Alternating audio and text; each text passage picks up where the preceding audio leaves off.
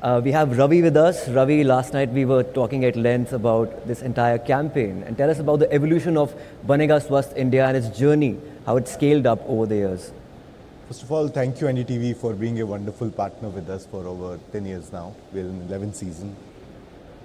I recall the initial days when we started with the Swachh bus, which visited few villages in India.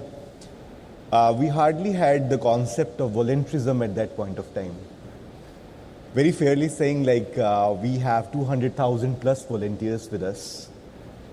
This is on the top of the 100 partners whom we work with day in and day out. The whole force behind it is basically the state governments, the national government, and the kind of support what we get from our civil society partners. As Gaurav was there on the first panel, he talked about Plan India, Mamta, he talked about Jagran, he talked about many others. We initially were focusing on some parts of India which were termed at that point of time Bimaru states. So largely in Bihar, Madhya Pradesh, Orissa, and a mix of all that. And then the whole concept, there was a discussion where our G20 own Sherpa, Amitabh Kanji, talked about the aspirational districts in India. And we need to move our needle from, working in from the Bimaru to more concentratedly, more focused areas. We went to the aspirational districts. And by last year, our global CEO promised like we will be tripling our impact. From the aspirational districts, now we have reached to the aspirational blocks.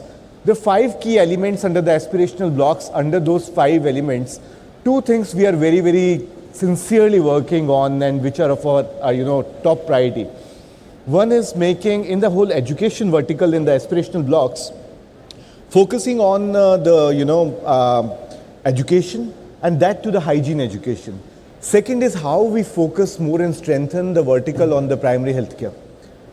By the end of next year, we will reach around all the 500 aspirational blocks across India. Some of the early successes also I want to talk, Ashwan, in this. One of the very early successes was our work in Maharashtra, in Nandurbar and in Amravati districts, where the maximum number of children were dying because of the malnutrition, by stunting, and by other opportunistic infections. We took the challenge, we reached there, and a lot of people asked us, like, are you going to stay? Is your intervention is going to stay, and for how long? The intervention has stayed there, intervention has showed the result, and is a part of the Niti Aayog's best practices for the last year. Out of 10 best practices, 2 best practices come from our interventions, from our projects. And then now 2 other states requested us to do the same work. One state is Gujarat, which is Prime Minister's own state, and the second state is Rajasthan. So from Maharashtra, we have taken the intervention to Rajasthan as well as Gujarat.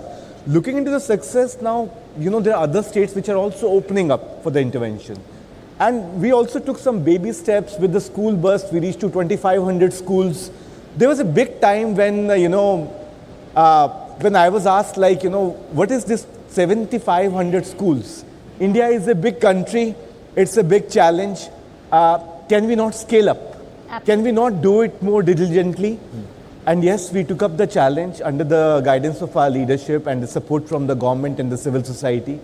And this year, I'm very proudly telling you, we have touched 1 million schools across India. Wow. And amazing. We are able to create 35 billion plus hand washing occasions with these school kids.